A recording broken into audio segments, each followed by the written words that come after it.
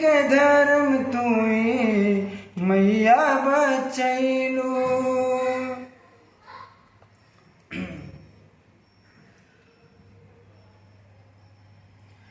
सृष्टि के रक्षाला तू लाखों रूप धैलू। धर्मी के धर्म तुई मैया बचैलू।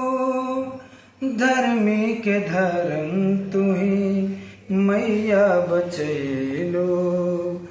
गुणगान तो करे भोले शंकर, शीस झुकावे सृष्टि के स्वामी।